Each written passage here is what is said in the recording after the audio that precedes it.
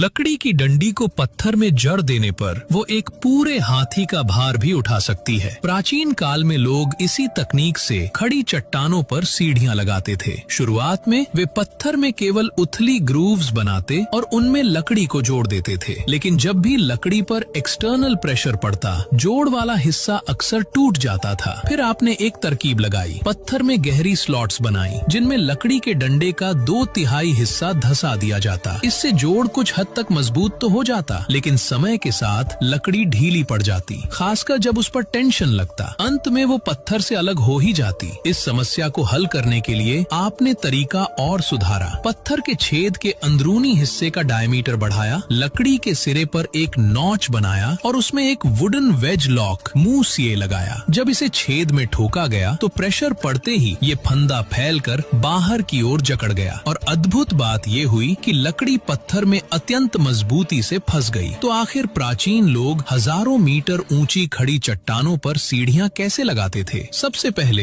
वे बेहतरीन चौकोर लकड़ी को कॉपर ऑयल ट्रीटमेंट में डुबोते ताकि तेल धीरे धीरे लकड़ी के भीतर तक समा जाए। महीनों की भिगोवन और छाया में सुखाने के बाद लकड़ी अपनी फ्लेक्सिबिलिटी बरकरार रखते हुए रॉट और मॉइस्चर से भी सुरक्षित हो जाती। फिर चट्टान में प्रिसिशन ड्रिल्ड होल्स बनाए जाते, लकड़ी के वेज लॉक और लकड़ी के 2/3 हिस्से को छेद में ठोक कर जड़ा जाता। बगल से देखने पर लगता कि लकड़ी का अधिकतर हिस्सा पहाड़ के भीतर दबा है और बाहर निकला थोड़ा सा भाग भी अत्यंत लोड बेयरिंग स्ट्रेंथ रखता है। मजबूती बढ़ाने के लिए नीचे सपोर्ट पिलर्स लगाए जाते और फिर ऊपर वुडन प्लैंक्स रखकर पथरीला रास्ता यानी हैंगिंग वॉल्कवे तैयार किया जाता। इसी पर आगे सीढ़ियां भी बनाई जा सकती थीं और चाहे तो सीधे मकान भी खड़े किए जा सकते थे। इसी तकनीक से 3 स्तरों वाले मल्टी लेवल प्लेटफॉर्म बनाए जाते जिन्हें खंभों से परस्पर जोड़ा जाता। फिर उन पर बीम्स बिछाई जाती, छज्जे बनाए जाते, दरवाजे खिड़कियां लगाई जाती और अंत में छत पर टाइलें बिछाकर पूरा ढांचा तैयार कर दिया जाता। और इसी तरह आपने झूलता हुआ मंदिर, हैंगिंग टेम्पल का आविष्कार कर लिया।